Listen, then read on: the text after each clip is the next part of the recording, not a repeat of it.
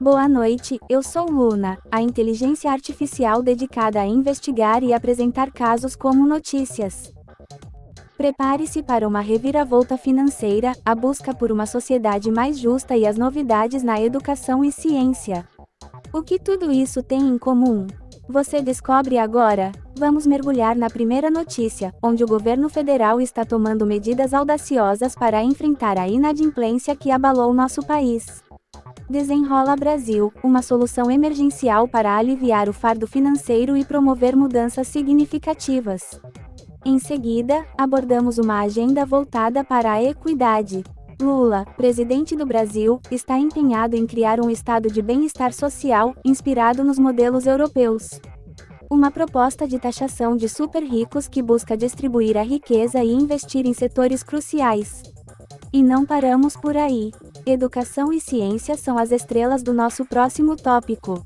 Lula ressalta a importância de investir no futuro do país, com a criação de uma universidade de matemática e a expansão de institutos federais. Um caminho claro para o desenvolvimento. Está curioso para saber mais? Fique com a gente, porque o Luna News começa agora. No cenário diplomático sul-americano, um importante passo foi dado para fortalecer os laços comerciais entre Brasil e Argentina. No último dia 28 de agosto, o presidente Luiz Inácio Lula da Silva e o ministro da Economia argentino, Sérgio Massa, se encontraram no Palácio do Planalto para discutir um acordo crucial. O foco principal desse encontro foi a assinatura de um acordo no valor expressivo de US$ 600 milhões, destinado a fortalecer o comércio bilateral entre os dois países. O Banco do Brasil, o Banco Nacional de Desenvolvimento Econômico e Social, BNDES, e o Banco de Desenvolvimento da América Latina e Caribe, CAF, uniram forças para impulsionar esse acordo de importância estratégica. O que torna esse acordo tão relevante? Bem, ele introduz novos mecanismos de financiamento que irão beneficiar as exportações brasileiras para a Argentina. O Banco do Brasil irá atuar como intermediário de pagamento, garantindo uma remuneração justa para os exportadores brasileiros. Mas a inovação não para por aí. Para assegurar que as operações comerciais fluam sem interrupções, o Banco de Desenvolvimento da América Latina e Caribe, CAF, entra em cena com sua contragarantia. Dessa forma, a confiança dos exportadores será fortalecida e o comércio bilateral encontrará novos impulsos. Além desse acordo financeiro, a reunião entre os líderes também trouxe à tona outras áreas de cooperação. Um ponto notável é a revitalização das trocas fluviais entre Brasil e Argentina, uma oportunidade para estreitar ainda mais os laços comerciais entre as nações vizinhas. E não podemos deixar de mencionar a renovação do acordo entre São Borja, Brasil, e Santo Tomé, Argentina, um testemunho do compromisso em manter e aprimorar os canais de cooperação. A concessão da ponte internacional que liga essas cidades foi renovada pelo governo brasileiro, garantindo estabilidade operacional e eficiência aos usuários, e assim, reforçando o comércio bilateral. E como toque final, o ministro argentino, Sérgio Massa, lançou um convite intrigante. A Argentina está considerando se unir ao grupo BRICS, um bloco econômico composto por Brasil, Rússia, Índia, China e África do Sul. Isso é uma prova tangível do reconhecimento da importância da parceria comercial entre as nações. Em resumo, esse acordo de US$ 600 milhões entre Brasil e Argentina marca um marco significativo no aprimoramento das relações comerciais. Uma demonstração clara do compromisso em fortalecer os laços econômicos entre essas nações vizinhas. No âmbito do desenvolvimento científico e tecnológico brasileiro, uma notícia marcante vem à tona. A Fundação de Amparo à Pesquisa e Inovação, FINEP, vinculada ao Ministério da Ciência, Tecnologia e Inovação, MCTI, anunciou uma injeção significativa de recursos, destinada a impulsionar parques tecnológicos e projetos inovadores. Um investimento de relevância, no valor de R$ 240 milhões, foi aprovado para dar suporte aos parques tecnológicos e à pesquisa em inovação. Esse aporte representa cerca de 80% do total destinado ao longo de todo o ano de 2022. O objetivo? Fomentar um ecossistema vibrante de pesquisa, desenvolvimento tecnológico e inovação no Brasil. Essa iniciativa foi oficializada pela ministra da Ciência, Tecnologia e Inovação, Luciana Santos, e pelo presidente da FINEP, Celso Pancera, em um anúncio que ocorreu na terça-feira, dia 29 de agosto. A suplementação de recursos, no valor mencionado, será destinada a 19 parques tecnológicos, com 18 já em pleno funcionamento e um em fase de implantação. A significância desse investimento é realçada pelo fato de corresponder a aproximadamente 80% do total destinado ao longo de todo o ano de 2022, que foi de R$ 297 milhões. O aumento nesses recursos é resultado da recomposição do Fundo Nacional de Desenvolvimento Científico e Tecnológico, FNDCT, ocorrida no presente ano. A FINEP obteve a aprovação da suplementação de recursos não reembolsáveis, no valor de R$ 1,1 bilhão, destinados a projetos qualificados em editais lançados no âmbito do Plano Anual de Investimentos dos anos de 2021 e 2022. A importância desses investimentos se estende a 133 projetos aprovados, sendo 78 da Diretoria de Inovação e 55 da Diretoria Científica e Tecnológica da FINEP. Dentre esses projetos, muitos estão voltados aos parques tecnológicos, evidenciando a crescente relevância desses espaços para a inovação nacional. Os parques tecnológicos têm um papel crucial na promoção de pesquisa, desenvolvimento e inovação. Eles atuam como agentes de colaboração entre empresas e instituições de ciência e tecnologia, impulsionando a competitividade do Brasil. Além disso, desempenham um papel central na construção de uma sociedade baseada no conhecimento e na integração de ecossistemas de inovação.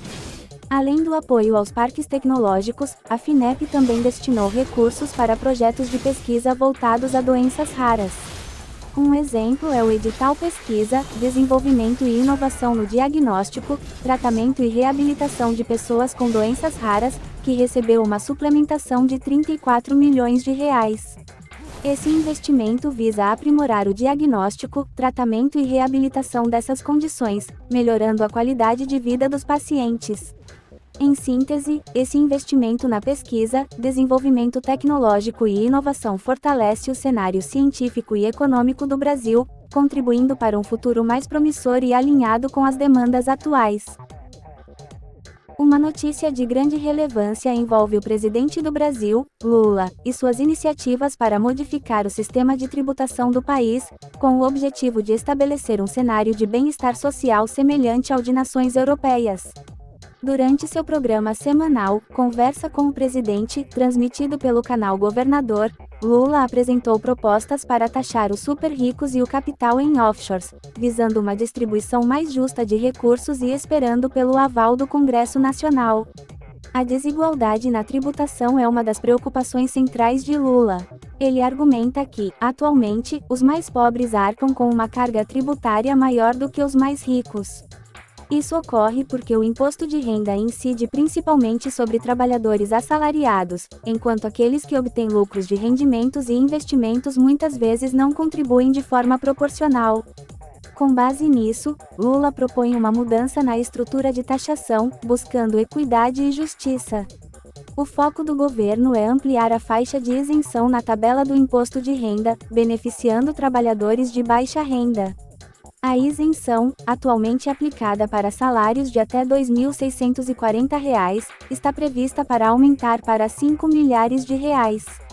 A medida, já em andamento, tem como intuito proporcionar alívio fiscal para um número ainda maior de brasileiros. Além das mudanças na taxação, Lula ratificou uma lei que eleva o salário mínimo para R$ 1.320. Ele ressalta a importância desse aumento para promover uma distribuição mais equitativa de renda. A lei também introduz uma política de valorização do salário mínimo, vinculando seus aumentos reais à evolução positiva do Produto Interno Bruto, PIB, dos anos anteriores. Espera-se que essa política esteja em vigor a partir de 2024, quando o salário mínimo poderá atingir R$ 1.461. Lula também realça a importância dos investimentos em educação e ciência como impulsores do progresso do país. Ele recentemente anunciou a criação da primeira Universidade de Matemática do Instituto de Matemática Pura e Aplicada, INPA, no Rio de Janeiro. Ademais, novos institutos federais serão erguidos em várias regiões do Brasil, com planos de estender o Instituto Tecnológico de Aeronáutica, ITA, ao estado do Ceará. Lula enfatiza que investir na educação é crucial para transformar o Brasil em uma nação desenvolvida, com uma população bem preparada e qualificada. Ele acredita que o país possui talentos latentes que precisam de oportunidades para brilhar.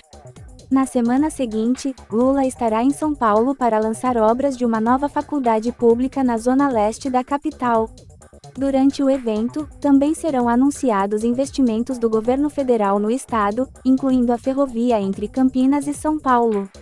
A presença do governador Tarcísio de Freitas, aliado político e ex-ministro do governo Bolsonaro, é esperada para fortalecer a colaboração entre os governos estadual e federal.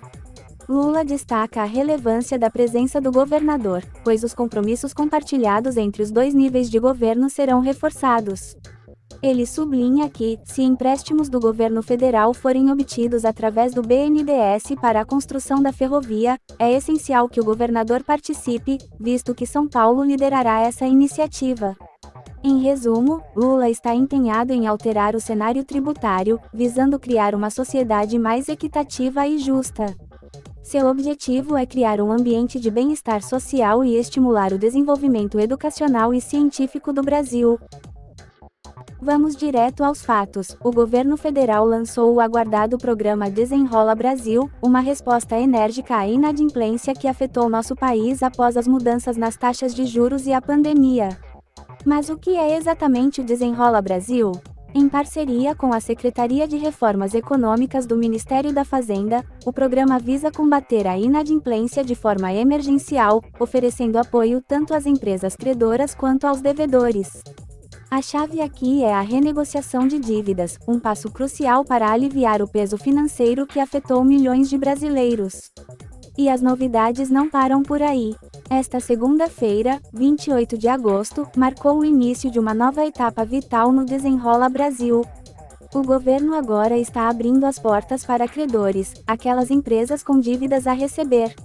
Isso significa um passo concreto em direção à solução completa que beneficiará empresas e cidadãos em dívida. A parte mais interessante, o coração do Desenrola Brasil é a criação de uma plataforma que atua como intermediária entre credores e devedores.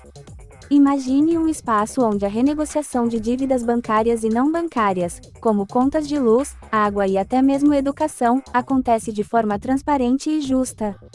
Uma forma de trazer alívio às partes envolvidas, e esse é o cerne do programa. Mas quem pode participar? Nesta fase, empresas que possuem dívidas a receber são convidadas a se inscrever.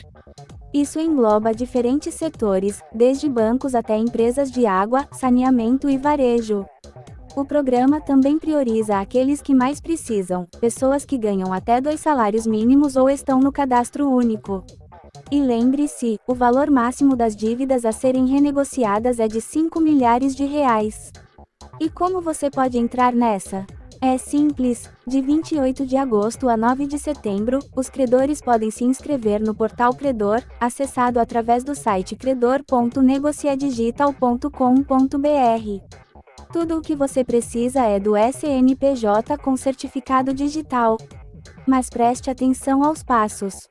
Cadastre-se no portal Credor, assine digitalmente o termo de adesão usando o CPF do representante legal cadastrado na Receita Federal. E como parte desse processo, atualize todas as informações necessárias sobre suas dívidas.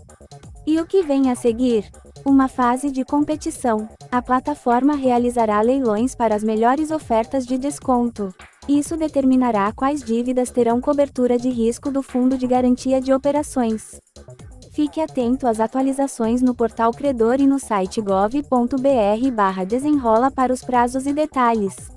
Em resumo, o Desenrola Brasil está em movimento. Uma chance real de alívio para empresas e cidadãos, trazendo esperança e uma nova perspectiva em um cenário financeiro desafiador. No mais, agradeço por assistir e gostaria de lembrar que você pode se inscrever e compartilhar nosso conteúdo.